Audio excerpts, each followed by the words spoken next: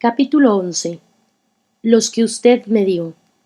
1896-1897. Madre, Jesús ha concedido a su hija la gracia de penetrar en las profundidades misteriosas de la caridad. Si ella pudiese expresar todo lo que se le ha dado a entender, usted escucharía una melodía del cielo. Pero ay, lo único que puedo hacer oír son simples balbuceos infantiles. Si no viniera en mi ayuda las propias palabras de Jesús, me sentiría tentada a pedirle disculpas y dejar la pluma. Pero no, he de terminar por obediencia lo que comencé por obediencia. Novicias y hermanos espirituales. Madre querida, yo escribí ayer que, al no ser míos los bienes de aquí abajo, no debería resultarme difícil no reclamarlos nunca si alguien me los quita. Tampoco los bienes del cielo me pertenecen, me han sido prestados por Dios, que puede quitármelos sin que yo tenga ningún derecho a quejarme. Sin embargo, los bienes que vienen directamente de Dios, las intuiciones de la inteligencia y del corazón, los pensamientos profundos, todo eso constituye una riqueza a la que solemos apegarnos como a un bien propio que nadie tiene derecho a tocar. Por ejemplo, si durante la licencia comunicamos a una hermana alguna luz recibida en la oración, y poco después esa hermana, hablando con otra, le dice lo que le habíamos confiado, como si lo hubiese pensado ella misma, parece que se apropia de algo que no era suyo. O bien, cuando en la recreación decimos por lo bajo a nuestra compañera una frase ingeniosa o que viene como anillo al dedo, si ella la repite en voz alta sin decir la fuente de donde procede, parece también un robo a la propietaria, que no reclama nada pero que tiene muchas ganas de hacerlo y que aprovechará la primera ocasión para hacer saber sutilmente que se han apropiado de sus pensamientos. Madre, yo no sabría explicarle también estos tristes sentimientos de la naturaleza si yo misma no los hubiese experimentado en mi propio corazón, y me gustaría mecerme en la dulce ilusión de que solo han visitado el mío, si usted no me hubiese mandado a escuchar las tentaciones de sus queridas novicias. En el cumplimiento de la misión que usted me confió, he aprendido mucho. Sobre todo, me he visto obligada a practicar yo misma lo que enseñaba a las demás, y así ahora puedo decir que Jesús me ha concedido la gracia de no estar más apegada a los bienes del espíritu y del corazón que a los de la tierra. Si alguna vez se me ocurre pensar y decir algo que les gusta a mis hermanas, me parece completamente natural que se apropien de ello como de un bien suyo. Ese pensamiento pertenece al Espíritu Santo y no a mí, pues San Pablo dice que sin ese espíritu de amor no podemos llamar Padre a nuestro Padre que está en el cielo. Él es, pues, muy libre de servirse de mí para comunicar a un alma un buen pensamiento. Si yo creyera que ese pensamiento me pertenece, me parecería al asno que llevaba las reliquias, que pensaba que los homenajes tributados a los santos iban dirigidos a él. No desprecio los pensamientos profundos que alimentan el alma y la unen a Dios, pero hace mucho tiempo que ya he comprendido que el alma no debe apoyarse en ellos, ni hacer consistir la perfección en recibir muchas iluminaciones. Los pensamientos más hermosos no son nada sin las obras. Es cierto que los demás pueden sacar mucho provecho de las luces que a ella se le conceden si se humillan y saben dar gracias a Dios por permitirles tomar parte en el festín de un alma a la que Él se digna enriquecer con sus gracias. Pero si esta alma se complace en sus grandes pensamientos y hace la oración del fariseo, entonces viene a ser como una persona que se muere de hambre ante una mesa bien surtida, mientras todos sus invitados disfrutan en ella de comida abundante y hasta dirigen de vez en cuando una mirada de envidia al personaje poseedor de tantos bienes. Qué gran verdad es que solo Dios conoce el fondo de los corazones, y qué cortos son los pensamientos de las criaturas. Cuando ven un alma con más luces que las otras, enseguida sacan la conclusión de que Jesús las ama a ellas menos que a esa alma, y de que no las llama a la misma perfección. ¿Desde cuándo no tiene ya derecho el Señor a servirse de una de sus criaturas para conceder a las almas que ama el alimento que necesitan? En tiempos del faraón, el Señor aún tenía ese derecho, pues en la Sagrada Escritura le dice a este monarca: «Te he constituido rey para mostrar en ti mi poder y para hacer famoso mi nombre en toda la tierra». Desde que el Todopoderoso pronunció estas palabras, han pasado siglos y siglos, y su forma de actuar sigue siendo la misma. Siempre se ha servido de sus criaturas como de instrumentos para realizar su obra en las almas. El pincelito. Si el lienzo que pinta un artista pudiera pensar y hablar, seguramente no se quejaría de que el pincel lo toque y lo retoque sin cesar, ni tampoco envidiaría la suerte de este instrumento, pues sabría que la belleza que lo adorna no se la debe al pincel sino al artista que lo maneja. El pincel, por su parte, no puede gloriarse de haber hecho él la obra de arte.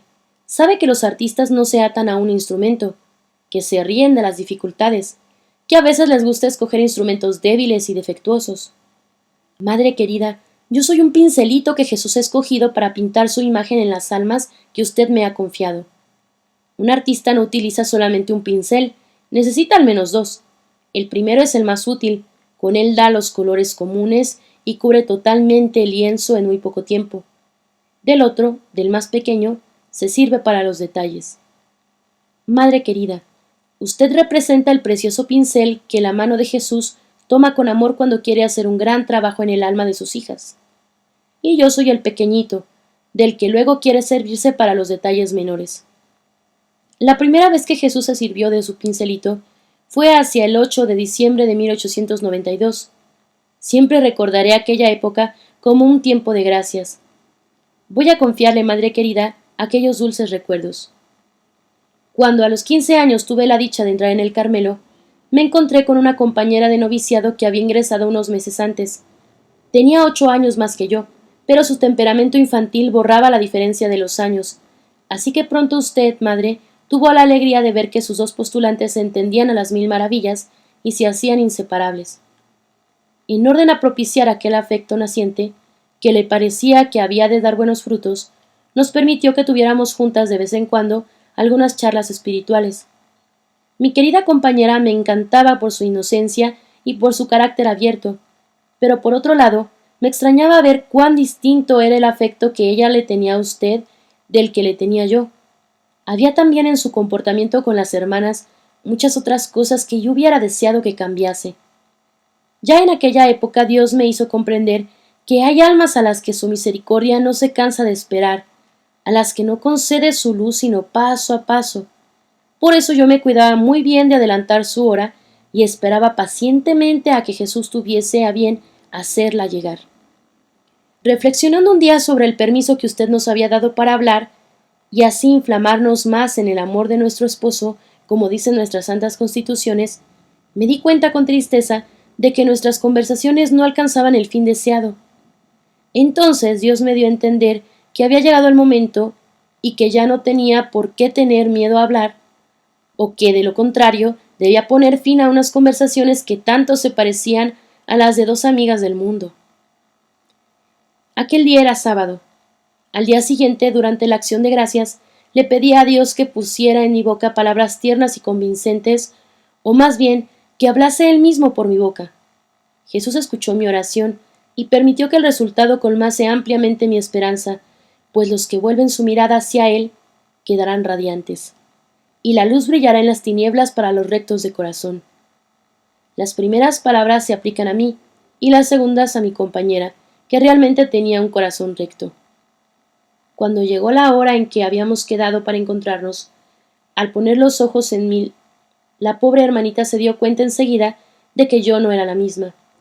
Se sentó a mi lado sonrojada, y yo, apoyando su cabeza en mi corazón, le dije con llanto en la voz todo lo que pensaba de ella, pero con palabras tan tiernas y manifestándole tanto cariño, que pronto sus lágrimas se mezclaron con las mías. Reconoció con gran humildad que todo lo que le decía era verdad. Me prometió comenzar una vida nueva y me pidió, como un favor, que le advirtiese siempre sus faltas. Al final, en el momento de separarnos, nuestro afecto se había vuelto totalmente espiritual. No había ya en él nada de humano. Se hacía realidad en nosotras aquel pasaje de la Sagrada Escritura.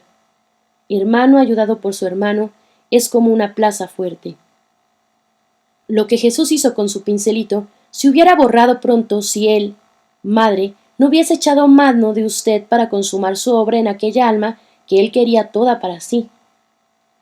A mi pobre compañera la prueba le pareció muy amarga, pero la firmeza que usted usó con ella acabó por triunfar. Y entonces fue cuando yo, tratando de consolarla, pude explicarle a quien usted me había dado por hermana entre todas las demás en qué consistía el verdadero amor. Le hice ver que era a sí misma a quien amaba y no a usted. Le conté cómo la amaba a usted yo, y los sacrificios que me había visto obligada a hacer en los comienzos de mi vida religiosa para no encariñarme con usted de manera puramente material, como el perro se encariña con su dueño. El amor se alimenta de sacrificios, y de cuantas más satisfacciones naturales se prive el alma, más fuerte y desinteresado se hace su cariño. Recuerdo que, siendo postulante, me venían a veces tan fuertes tentaciones de entrar en su celda por mi satisfacción personal, por encontrar algunas gotas de alegría, que me veía obligada a pasar a toda prisa por delante de la procura y a agarrarme fuertemente al pasamanos de la escalera. Me venían a la cabeza un montón de permisos que pedir. En una palabra, encontraba 1000 razones para dar gustos a mi naturaleza. Cuánto me alegro ahora de todas las renuncias que me impuse desde el comienzo de mi vida religiosa. Ahora gozo ya del premio prometido a los que luchan valientemente. Siento que ya no necesito negarme todos los consuelos del corazón, pues mi alma está afianzada en el único a quien quería amar. Veo feliz que, amándolo a él, el corazón se ensancha y que puede dar un cariño incomparablemente mayor a los que ama que si se encerrase en un amor egoísta e infructuoso. Madre querida, le he recordado el primer trabajo que usted y Jesús quisieron llevar a cabo sirviéndose de mí. No era más que el preludio de los que iban a serme confiados. Cuando me fue dado penetrar en el santuario de las almas, vi enseguida que las tareas eran superiores a mis fuerzas. Entonces me eché en los brazos de Dios como un niñito, y escondiendo mi rostro entre sus cabellos le dije: Señor, yo soy demasiado pequeña para dar de comer a tus hijas. Si tú quieres darle a cada una por medio de mí lo que necesita, llena tú mi mano. Y entonces, sin separarme de tus brazos y sin volver siquiera la cabeza, yo entregaré tus tesoros al alma que venga a pedirme su alimento. Si lo encuentro de su gusto, sabré que no me lo debe a mí, sino a ti. Si por el contrario se queja y encuentra amargo lo que le ofrezco, no perderé la paz. Intentaré convencerla de que ese alimento viene de ti, y me guardaré muy bien de buscarle otro. Madre, desde que comprendí que no podía hacer nada por mí misma, la tarea que usted me encomendó dejó de parecerme difícil. Vi que la única cosa necesaria era unirme cada día más a Jesús, y que todo lo demás se me daría por añadidura. Y mi esperanza nunca ha sido defraudada. Dios ha tenido a bien llenar mi manita cuantas veces ha sido necesaria para que yo pudiese alimentar el alma de mis hermanas. Le confieso, madre querida, que si me hubiese apoyado lo más mínimo en mis propias fuerzas, pronto le hubiera entregado las armas. De lejos parece de color de rosa eso de hacer bien a las almas, hacerlas amar más a Dios, en una palabra, modelarlas según los propios puntos de vista y los criterios personales. De cerca ocurre todo lo contrario, el color rosa desaparece, y una ve por experiencia que hacer el bien es algo tan imposible sin la ayuda de Dios como hacer brillar el sol en plena noche. Se comprueba que hay que olvidarse por completo de los propios gustos y de las ideas personales, y guiar a las almas por los caminos que Jesús ha trazado para ellas, sin pretender hacerlas ir por el nuestro. Pero esto no es todavía lo más difícil. Lo que más me cuesta de todo es tener que estar pendiente de las faltas y de las más ligeras imperfecciones y declararles una guerra a muerte. Iba a decir, por desgracia para mí, pero no, eso sería cobardía. Así que digo, por suerte para mis hermanas. Desde que me puse en brazos de Jesús, soy como el vigía que observa al enemigo desde la torre más alta de una fortaleza. Nada escapa a mis ojos. Muchas veces yo misma me sorprendo de ver tan claro, y me parece muy digno de excusas el profeta Jonás por haber huido en vez de ir a anunciar la ruina de Nínive. Preferiría 1000 veces ser reprendida que reprender yo a las demás. Pero entiendo que es muy necesario que eso me resulte doloroso, pues cuando obramos por impulso natural, es imposible que el alma a quien queremos hacer ver sus faltas entienda sus errores, ya que no ve más que una cosa: la hermana encargada de guiarme está enfadada, y pago los platos rotos yo, que estoy llena de la mejor voluntad. Sé muy bien que a tus corderitos les parezco severa. Si leyeran estas líneas, dirían que no parece costarme lo más mínimo correr detrás de ellos, hablarles en tono severo mostrándoles su hermoso vellón manchado, o bien, traerles algún ligero mechón de lana que han dejado prendido en los espinos del camino. Los corderitos pueden decir lo que quieran. En el fondo saben que les amo con verdadero amor y que yo nunca imitaré al mercenario que al ver venir al lobo abandona el rebaño y huye. Yo estoy dispuesta a dar mi vida por ellos, pero mi afecto es tan puro que no deseo que lo sepan. Nunca, por la gracia de Jesús, he tratado de granjearme sus corazones. Siempre he tenido muy claro que mi misión consistía en llevarlos a Dios y en hacerles comprender que, aquí en la tierra, usted, madre, era el Jesús visible a quien deben amar y respetar. Le he dicho, madre querida, que yo misma había aprendido mucho instruyendo a las demás. Lo primero que descubrí es que todas las almas sufren más o menos las mismas luchas, pero que, por otra parte, son tan diferentes las unas de las otras que no me resulta difícil comprender lo que decía el padre Pichon. Hay mucha más diferencia entre las almas que entre los rostros. Por tanto, no se les puede tratar a todas de la misma manera. Con ciertas almas, veo que tengo que hacerme pequeña, no tener reparo en humillarme confesando mis luchas y mis derrotas. Al ver que yo tengo las mismas debilidades que ellas, mis hermanitas confiesan a su vez las faltas que se reprochan a sí mismas y se alegran de que las comprenda por experiencia. Con otras, por el contrario, he comprobado que para ayudarlas hay que tener una gran firmeza y no dar nunca marcha atrás de lo que se ha dicho.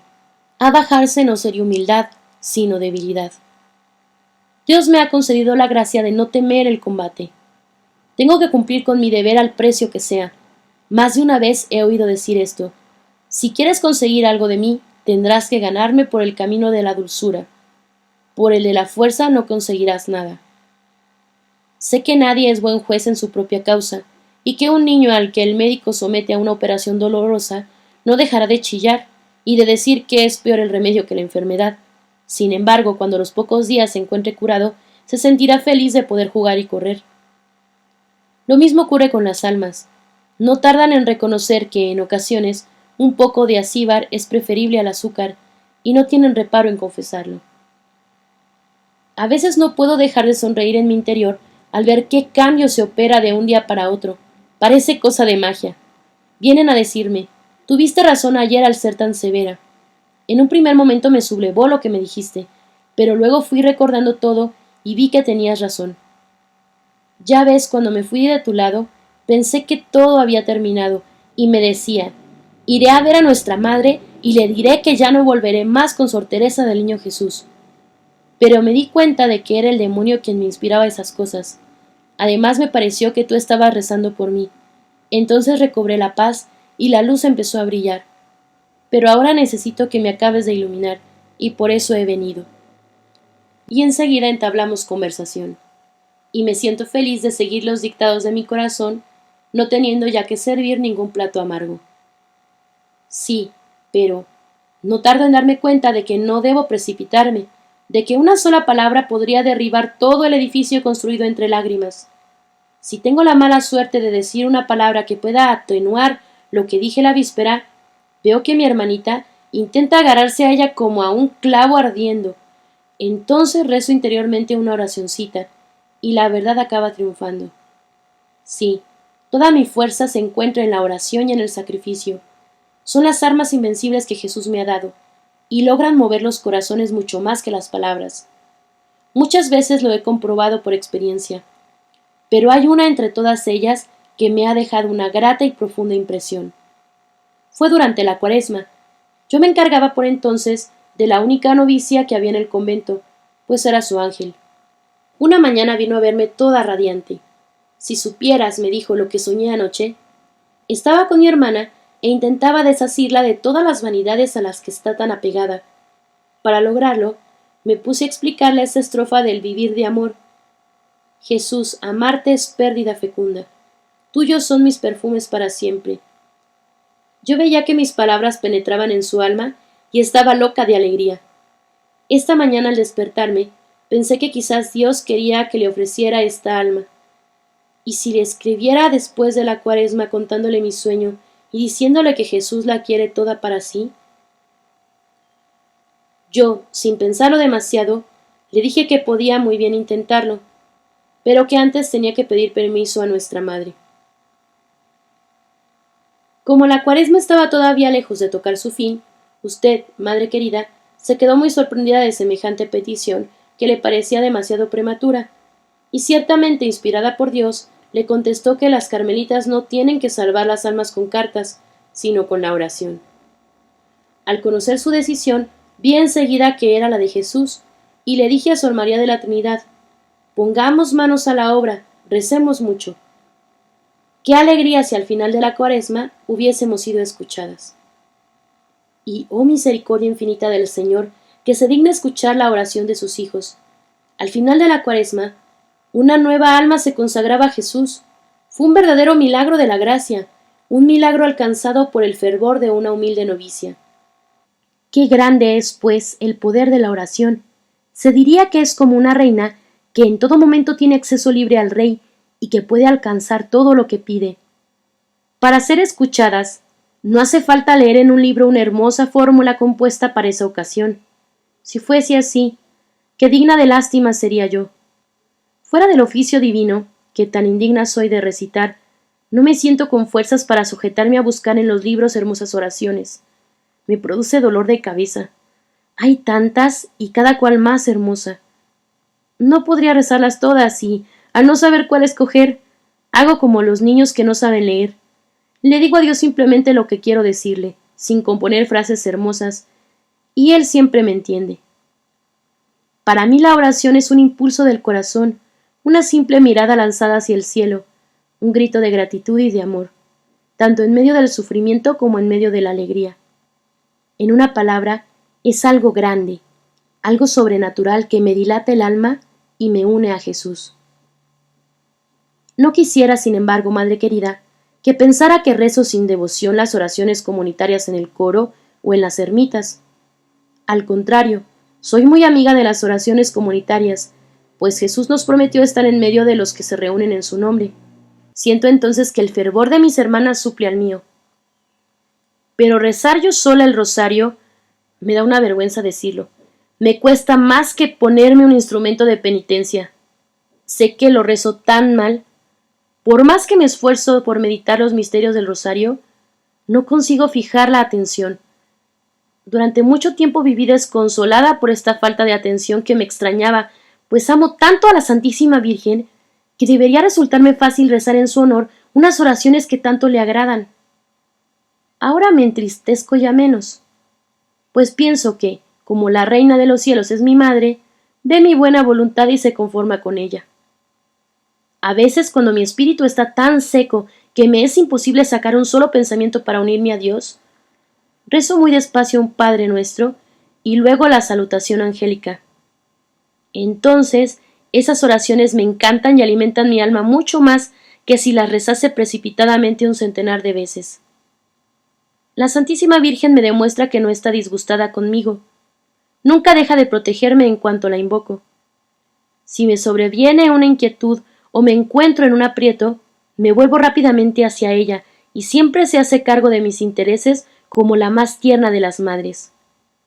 ¿Cuántas veces, hablando a las novicias, me ha ocurrido invocarla y sentir los beneficios de su protección maternal?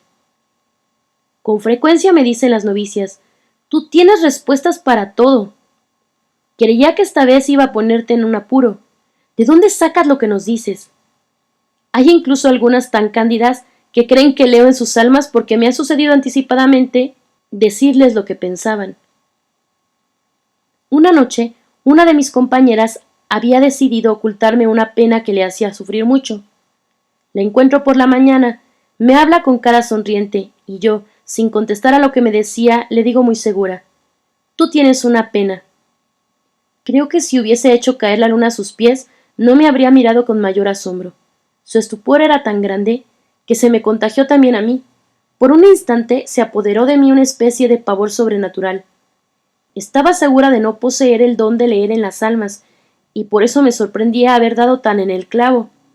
Sentí que Dios estaba allí muy cerca y que, sin darme cuenta, había dicho como un niño las palabras que no provenían de mí, sino de Él.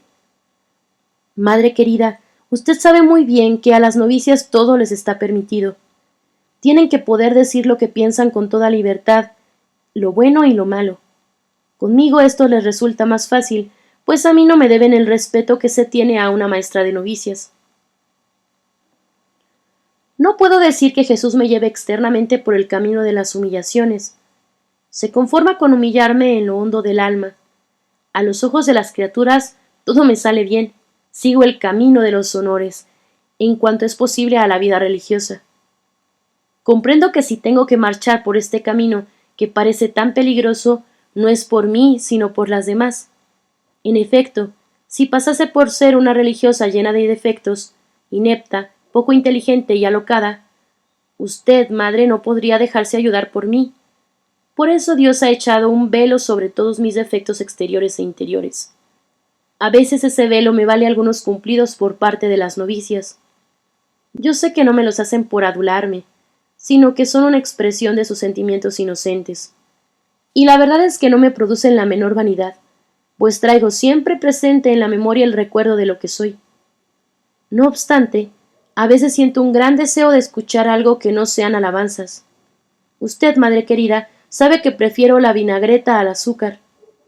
También mi alma se cansa de los alimentos demasiado azucarados. Y entonces Jesús permite que le sirvan una buena ensaladita, con mucho vinagre y muchas especias, y en la que nada falta excepto el aceite, lo cual le da un nuevo sabor. Esta buena ensaladita me la sirven las novicias cuando menos lo espero. Dios levanta el velo que oculta mis imperfecciones y entonces mis queridas hermanitas, al verme tal cual soy, ya no me encuentran totalmente de su agrado. Con una sencillez que me encanta, me cuentan todas las luchas que les produzco y lo que no les gusta de mí. En una palabra, no se muerden más la lengua que si se tratara de cualquier otra y no de mí, sabiendo que me producen un gran placer actuando así. Y verdaderamente es más que un placer. Es un festín delicioso que me llena el alma de alegría. No puedo explicarme cómo algo que desagrada tanto a la naturaleza puede producir tanta felicidad. Si no lo hubiese experimentado, no podría creerlo. Un día en que deseaba particularmente ser humillada, una novicia se encargó de colmar tan bien mis deseos que me acordé de Semeí maldiciendo a David y pensé, sí, es el Señor quien le ordena decirme todo eso. Y mi alma saboreaba con verdadero deleite la amarga comida que le servían en tanta abundancia. Así es como Dios cuida de mí. No siempre puede darme el pan reconfortante de la humillación exterior, pero de vez en cuando me permite alimentarme de las migajas que caen de la mesa de los hijos. Qué grande es su misericordia. Solo podré cantarla en el cielo. Madre querida, ya que trato de empezar a cantar con usted aquí en la tierra esa misericordia infinita, debo contarle otra gran ganancia que saqué de la misión que usted me confió. Antes, cuando una hermana hacía algo que no me gustaba y que me parecía contrario a la ley, pensaba, qué tranquila me quedaría si pudiera decirle lo que pienso, hacerle ver que está actuando mal. Desde que vengo ejercitando un poco este oficio, le aseguro, madre, que he cambiado por completo de parecer. Cuando me acontece ver que una hermana hace algo que me parece imperfecto, lanzo un suspiro de alivio y me digo a mí misma, qué suerte, no es una novicia, no estoy obligada a reprenderla. Y luego trato enseguida de disculpar a la hermana y de atribuirle unas buenas intenciones que seguramente tiene.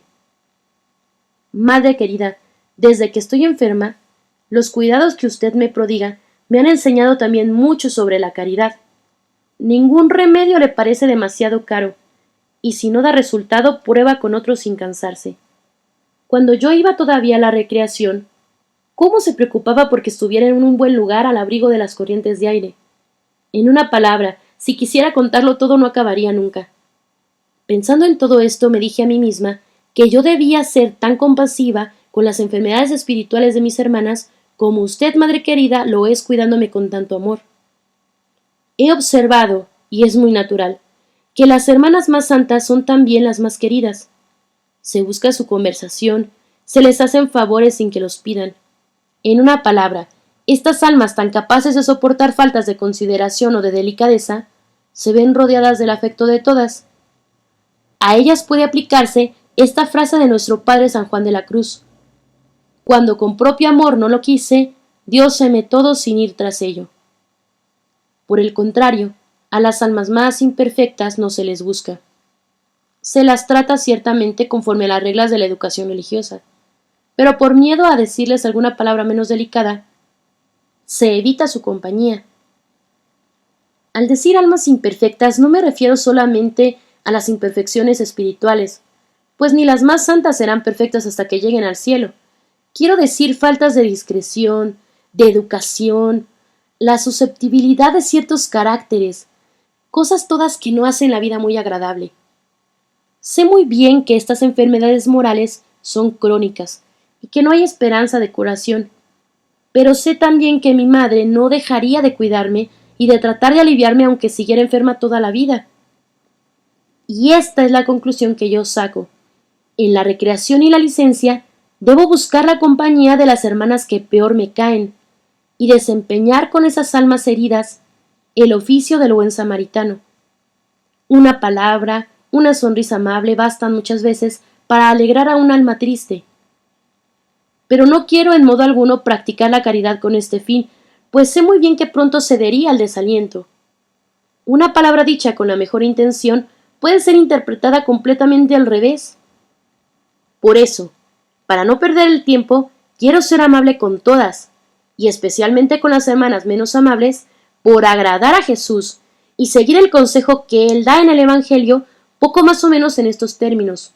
Cuando des un banquete, no invites a tus parientes ni a tus amigos, porque corresponderán invitándote y así quedarás pagado.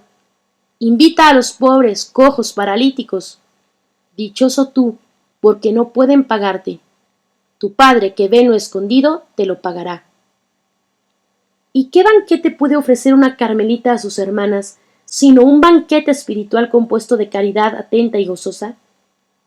Yo no conozco ningún otro, y quiero imitar a San Pablo, que se alegraba con los que estaban alegres. Es cierto que también lloraba con los tristes, y que las lágrimas han de aparecer también algunas veces en el banquete que yo quiero servir. Pero siempre intentaré que al final esas lágrimas se conviertan en alegría, pues el Señor ama a los que dan con alegría. Recuerdo un acto de caridad que el Señor me inspiró a hacer siendo todavía novicia. No fue nada importante, pero nuestro Padre que ve en lo escondido y que mira más a la intención que a la importancia de la obra, ya me lo ha pagado sin esperar a la otra vida. Era en la época en que Sor San Pedro iba todavía al coro y al refectorio. En la oración de la tarde se ponía delante de mí. 10 minutos antes de las 6, una hermana tenía que encargarse de llevarla al refectorio, pues las enfermeras tenían en aquel entonces demasiadas enfermas para venir a buscarla a ella.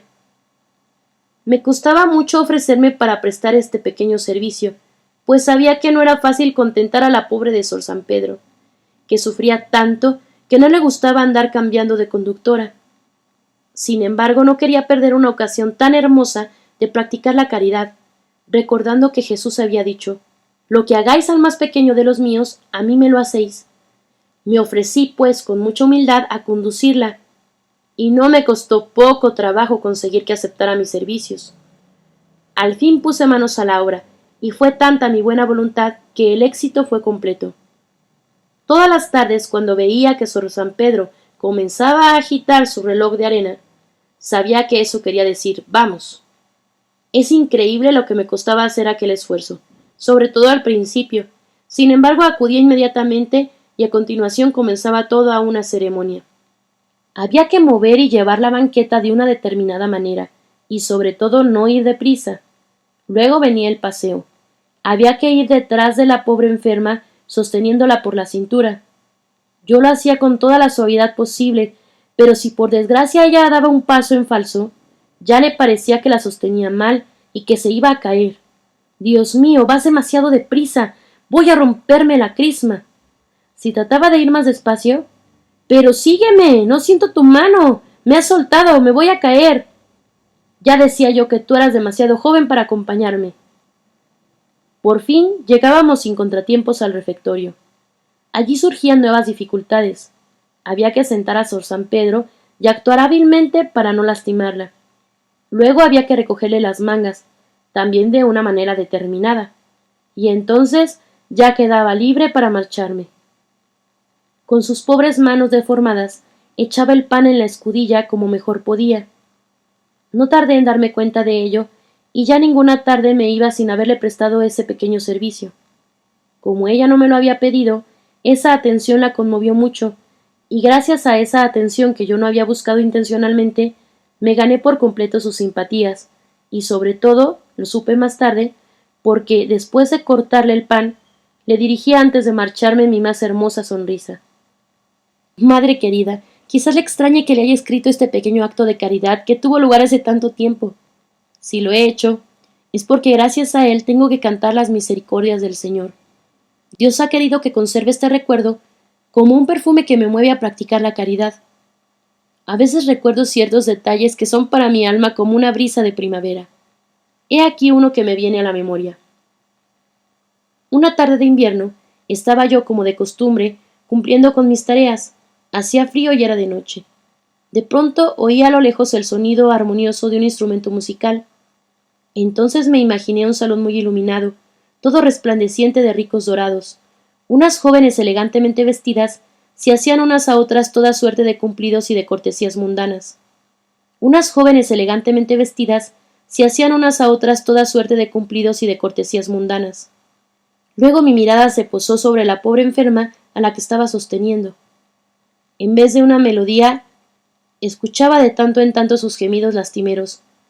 En vez de ricos dorados, veía los ladrillos de nuestro austero claustro, apenas alumbrado por una lucecita. No puedo expresar lo que pasó en mi alma.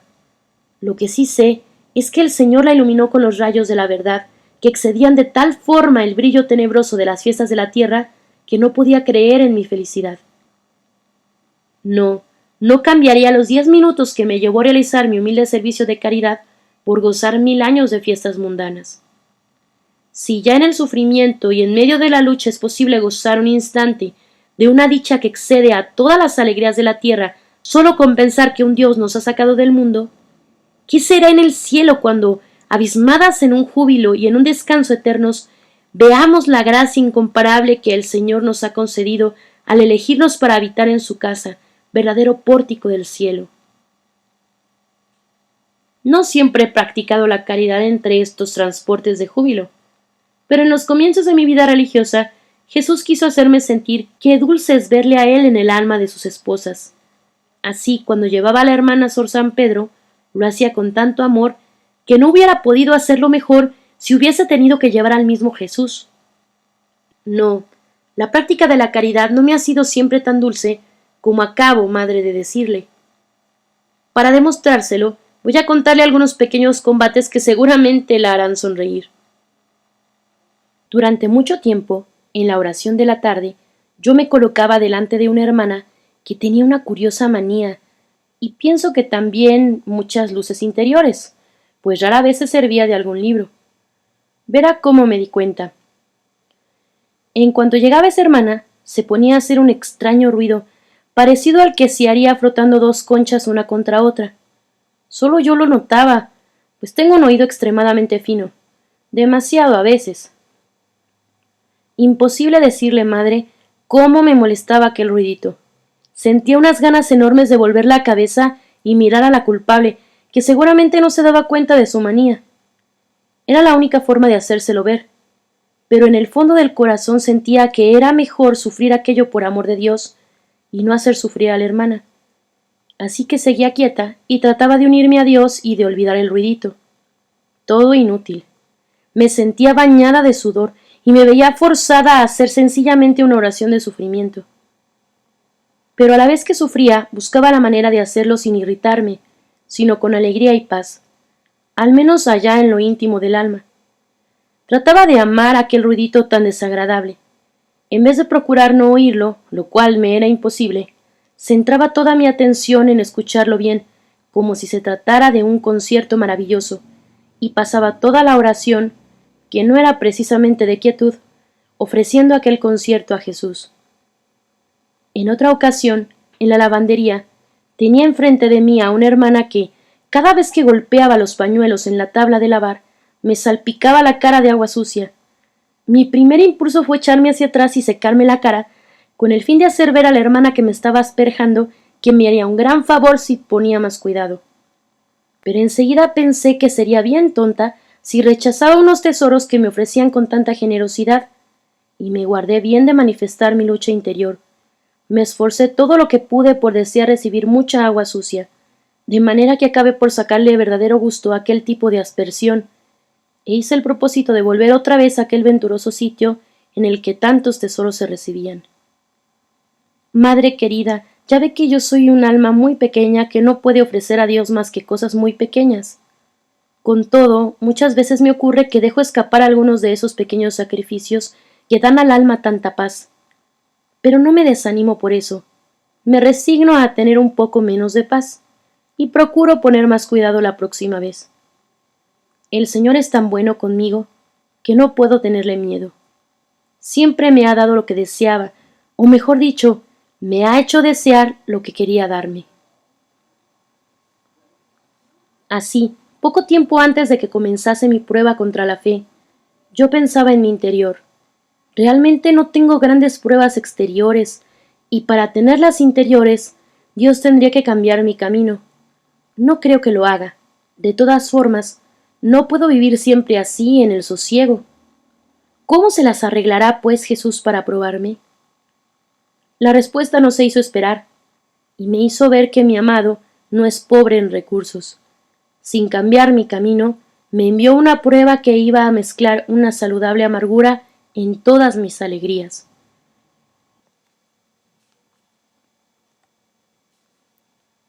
Los misioneros. Pero Jesús no se limita a hacérmelo presentir y desear cuando quiere probarme. Desde hacía mucho tiempo yo venía deseando algo que me parecía totalmente irrealizable, el de tener un hermano sacerdote.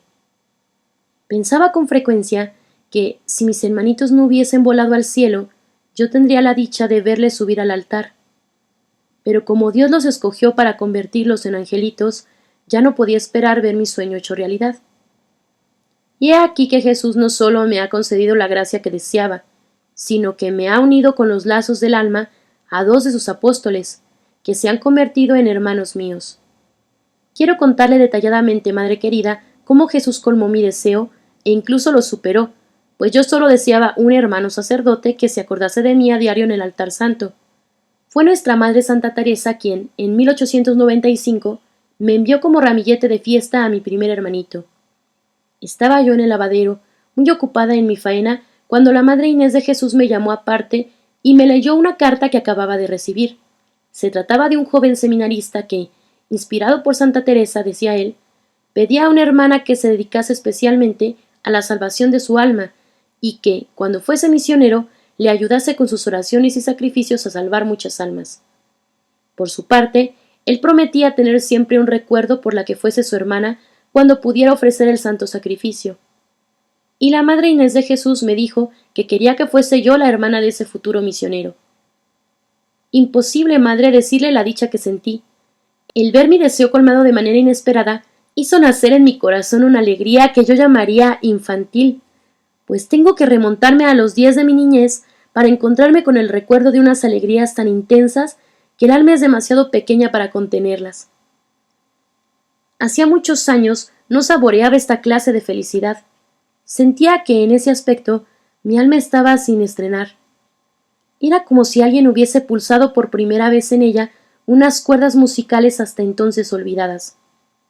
Sabía las obligaciones que asumía, así que puse manos a la obra tratando de redoblar mi fervor. Tengo que confesar que al principio no conté con ningún consuelo que estimulara mi celo. Mi hermanito, tras escribir una carta preciosa, muy emotiva y llena de nobles sentimientos, para darle las gracias a la Madre Inés de Jesús, no dio más señales de vida hasta el mes de julio siguiente, excepto una tarjeta que envió en el mes de noviembre para decirnos que se incorporaba al servicio militar.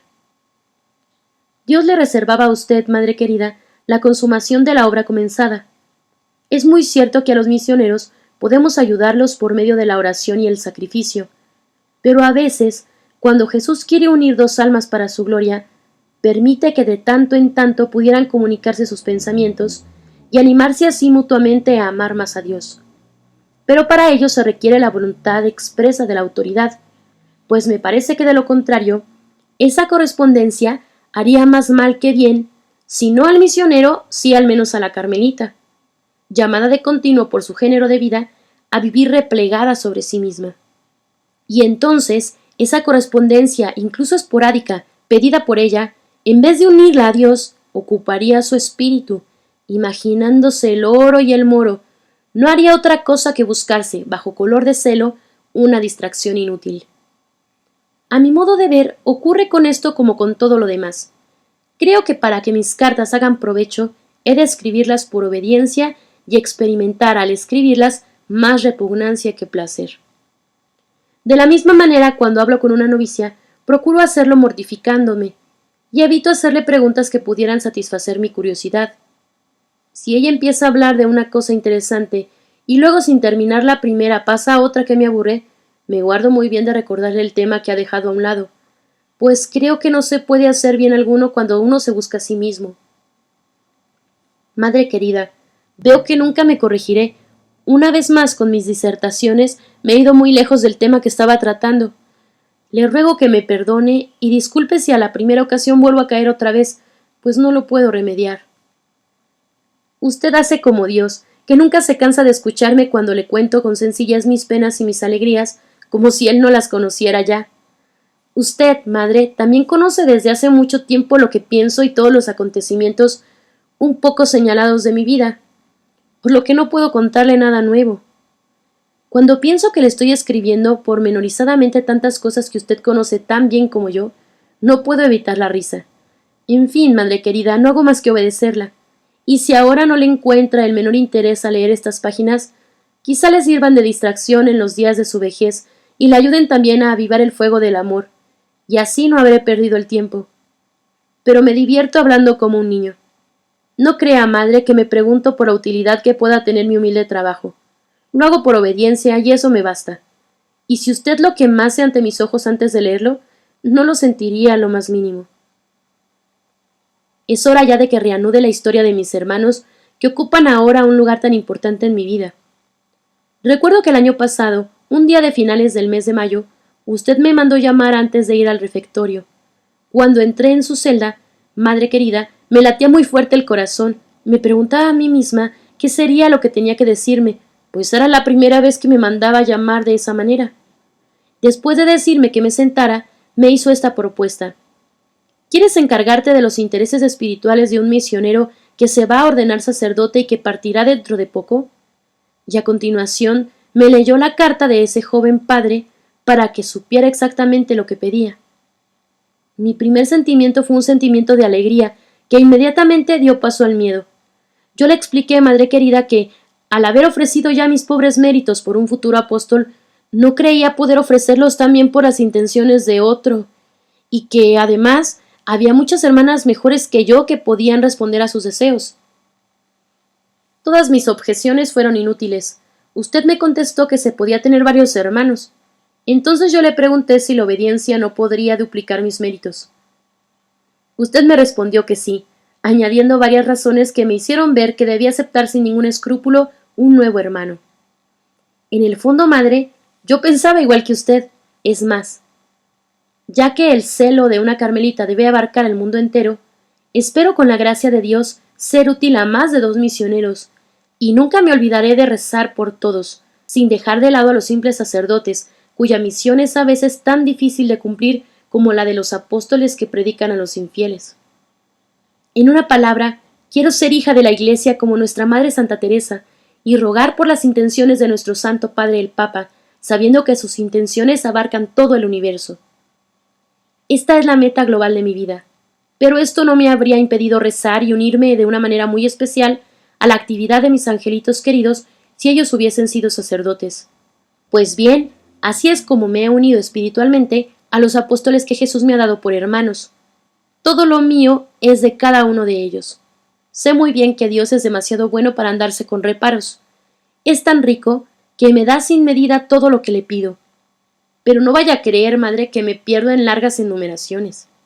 Si desde que tengo a estos 2 hermanos y a mis hermanitas las novicias quisiera pedir para cada alma lo que cada una necesita y detallarlo todo bien, los días se me harían demasiado cortos y temería olvidarme de alguna cosa importante. Las almas sencillas no necesitan usar medios complicados. Y como yo soy una de ellas, una mañana durante la acción de gracias, Jesús me inspiró un medio muy sencillo de cumplir mi misión. me hizo comprender estas palabras del Cantar de los Cantares. Atráeme y correremos tras el olor de tus perfumes. Oh Jesús, ni siquiera es, pues, necesario decir, al atraerme a mí, atrae también a las almas que amo. Esta simple palabra, atráeme, basta. Lo entiendo, Señor. Cuando un alma se ha dejado fascinar por el perfume embriagador de tus perfumes, ya no puede correr sola. Todas las almas que ama se van arrastradas tras ella. Y eso se hace sin tensiones, sin esfuerzos, como una consecuencia natural de su propia atracción hacia ti, como un torrente que se lanza impetuosamente hacia el océano, arrastrando tras de sí todo lo que encuentra a su paso. Así, Jesús mío, el alma que se hunde en el océano sin riberas de tu amor, atrae tras de sí todos los tesoros que posee. Señor, tú sabes que yo no tengo más tesoros que las almas que tú has querido unir a la mía. Esos tesoros tú me los has confiado. Por eso me atrevo a hacer mías las palabras que tú dirigiste al Padre Celestial la última noche que te vio peregrino y mortal en nuestra tierra. Jesús, amado mío, yo no sé cuándo acabará mi destierro. Más de una noche me verá todavía cantar en el destierro tus misericordias. Pero finalmente también para mí llegará la última noche. Y entonces quisiera poder decirte, Dios mío, yo te he glorificado en la tierra, he coronado la obra que me encomendaste, he dado a conocer tu nombre a los que me diste. Tuyos eran y tú me los diste. Ahora han conocido que todo lo que me diste procede de ti, porque yo les he comunicado las palabras que tú me diste, y ellos las han recibido y han creído que tú me has enviado. Te ruego por estos que tú me diste y que son tuyos. Yo no voy a estar ya en el mundo, pero ellos están en el mundo mientras yo voy a ti. Padre Santo, guarda en tu nombre a los que me has dado. Ahora voy a ti, y digo esto mientras estoy en el mundo, para que ellos puedan participar plenamente de mi alegría. No te ruego que los saques del mundo, sino que los preserves del mal. No son del mundo, como yo tampoco soy del mundo. Pero no solo por ellos ruego, sino también por los que creerán en ti gracias a su palabra. Padre, este es mi deseo, que los que me confiaste estén conmigo, y que el mundo sepa que tú los has amado como me has amado a mí. Sí, Señor. Esto es lo que yo quisiera repetir contigo antes de volar a tus brazos. ¿Es tal vez una temeridad? No, no. Hace ya mucho tiempo que tú me has permitido ser audaz contigo. Como el padre del hijo pródigo cuando hablaba con su hijo mayor, tú me dijiste, todo lo mío es tuyo. Por tanto, tus palabras son mías, y yo puedo servirme de ellas para atraer sobre las almas que están unidas a mí las gracias del Padre Celestial. Pero, Señor, cuando digo que deseo que los que tú me diste estén también donde yo esté, no pretendo que ellos no puedan llegar a una gloria mucho más alta de la que quieras darme a mí. Quiero simplemente pedir que un día nos veamos todos reunidos en tu hermoso cielo. Tú sabes, Dios mío, que yo nunca he deseado otra cosa que amarte. No ambiciono otra gloria. Tu amor me ha acompañado desde la infancia. Ha ido creciendo conmigo, y ahora es un abismo cuyas profundidades no puedo sondear. El amor llama al amor. Por eso, Jesús mío, mi amor se lanza hacia ti, y quisiera colmar el abismo que lo atrae. Pero ¡ay! No es ni siquiera una gota de rocío perdida en el océano. Para amarme como tú me amas, necesito pedirte prestado tu propio amor. Solo entonces encontraré reposo. Jesús mío, tal vez sea una ilusión, pero creo que no podrás colmar a un alma de más amor del que has colmado la mía. Por eso me atrevo a pedirte que ames a los que me has dado como me has amado a mí. Si un día en el cielo descubro que los amas más que a mí, me alegraré, pues desde ahora mismo reconozco que esas almas merecen mucho más amor que la mía. Pero aquí abajo no puedo concebir una mayor inmensidad de amor del que te has dignado prodigarme a mí gratuitamente y sin mérito alguno de mi parte. Madre querida, vuelvo a estar con usted. Estoy asombrada de lo que acabo de escribir, pues no tenía intención de hacerlo. Ya que esté escrito, habrá que dejarlo. Pero antes de volver a la historia de mis hermanos, quiero decirle, madre, que las primeras palabras que he tomado del Evangelio, yo les he comunicado las palabras que tú me diste, etc., no se las aplico a ellos, sino a mis hermanitas, pues no me creo capaz de enseñar nada a un misionero. Gracias a Dios todavía no soy tan orgullosa como para eso. Ni hubiera sido tampoco capaz de dar ningún consejo a mis hermanas si usted, madre, que representa a Dios, no me hubiese confiado esa misión. Pero sí que pensaba en sus queridos hijos, que ya son mis hermanos, cuando escribía estas palabras de Jesús y las que van a continuación de ellas. No te ruego que los saques del mundo, te ruego también por los que creerán en ti gracias a su palabra. En efecto, ¿cómo podría yo dejar de rezar por las almas que ellos salvarán en sus misiones lejanas mediante el sufrimiento y la predicación? Madre, creo necesario darle alguna explicación más sobre aquel pasaje del Cantar de los Cantares. Atráeme y correremos, pues me parece que no quedó muy claro lo que quería decir.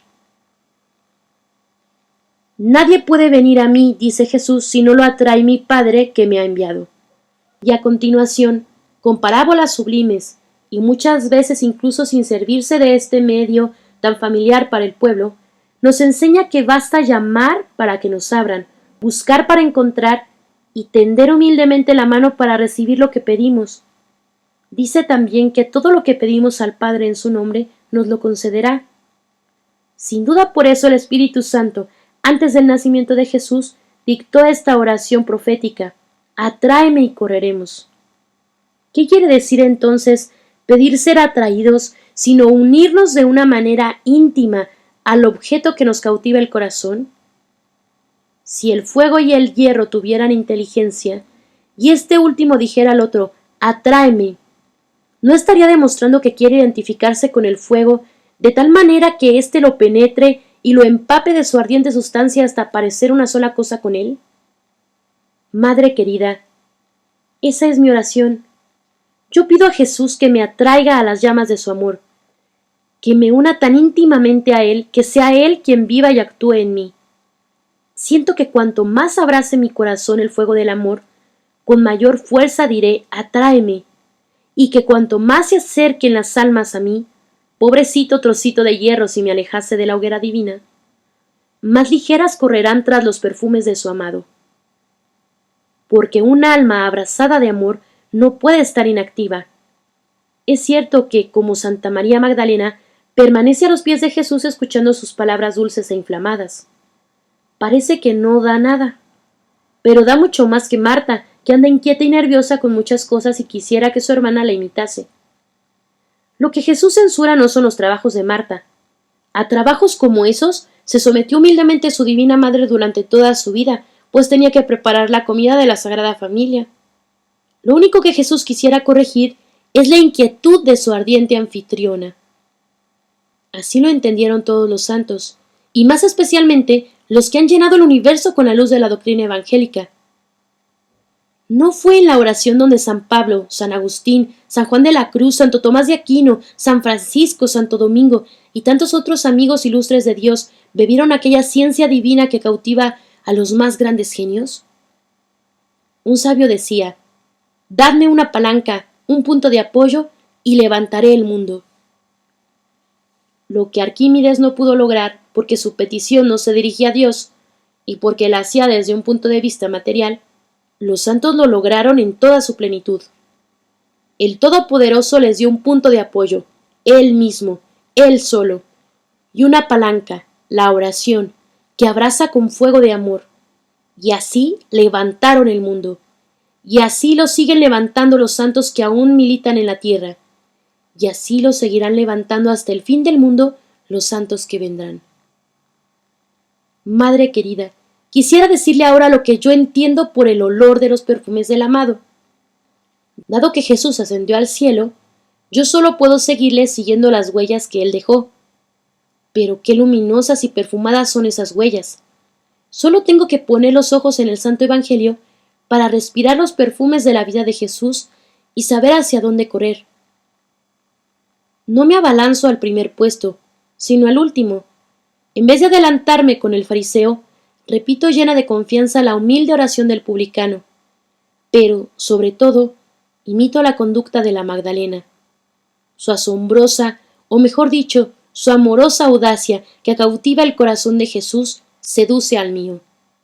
Sí, Estoy segura de que, aunque tuviera sobre la conciencia todos los pecados que pueden cometerse, iría con el corazón roto de arrepentimiento a echarme a los brazos de Jesús, pues sé cómo ama al hijo pródigo que vuelve a él. Es cierto que Dios en su misericordia preveniente ha preservado mi alma del pecado mortal, pero no es esa la razón de que yo me eleve a Él por la confianza y el amor.